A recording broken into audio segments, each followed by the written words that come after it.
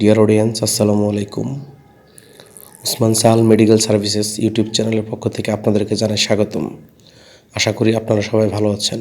বন্ধুগণ, আজকের ভিডিওতে আমি আপনাদেরকে বাচ্চা বা প্রাপ্তবয়স্কদের সাধারণ জ্বর, সর্দি জ্বর, মাথা ব্যথা, দাঁতে ব্যথা, শরীর ব্যথা, স্নায়ু প্রদাহজনিত ব্যথা সহ অন্যান্য কাজ করে এমন একটি সাপোজিটরি সম্পর্কে আলোচনা করব, যেটি অত্যন্ত কার্যকর একটি সাপোজিটরি।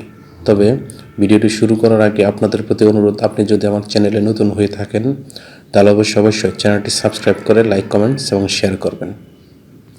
বন্ধুগণ, সাধারণ জ্বর বা সর্দি জ্বর কিংবা অন্যান্য ব্যথা যখন চরম মাত্রায় পৌঁছে যায় তখন ডাক্তারগণ সাপোজিটরি ব্যবহারের কথা বলে থাকেন। আর ডাক্তারগণ সাধারণত যে সাপোজিটরি কথা বলে থাকেন তার নাম হলো এক্সেল সাপোজিটরি। এটির উৎপাদনকারী প্রতিষ্ঠানের নাম হচ্ছে এসিএল লিমিটেড এবং এটির গ্রুপ বা জেনারিক নাম হচ্ছে প্যারাসিটামল। এক্সেল সাপোজিটরির প্রতি পিসের দাম মাত্রাভেদে 4 টাকা, 5 টাকা এবং 8 টাকা হয়ে থাকে।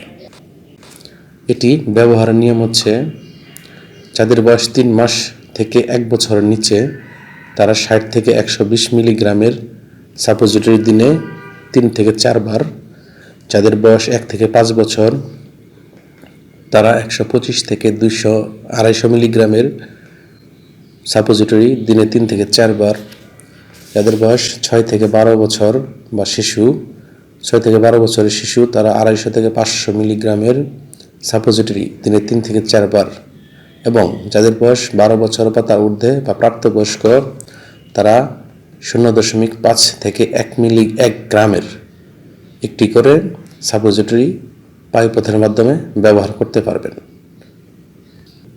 এবং এটি 3 থেকে 4 বার ব্যবহার করা যাবে। তারপরেও ব্যবহারের পূর্বে অবশ্যই রেজিস্টার্ড চিকিৎসকের পরামর্শ নিতে হবে। অর্থাৎ চিকিৎসকের পরামর্শ ব্যতীত কোনো ওষুধ খাওয়া কিংবা ব্যবহার করা ঠিক নয় বা করা যাবে না।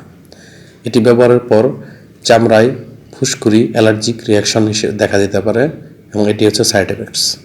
গর্ভাবস্থা এবং স্তন্যদানকালীন সময় এটি দেওয়া যাবে কিনা সেটির পরামর্শ ডাক্তারের কাছ থেকে নিতে হবে। এটি আলো ও তাপ থেকে দূরে ঠান্ডা এবং শুষ্ক স্থানে রাখতে হবে এবং রেফ্রিজারেটর বা ফ্রিজে রাখতে হবে। ধন্যবাদ।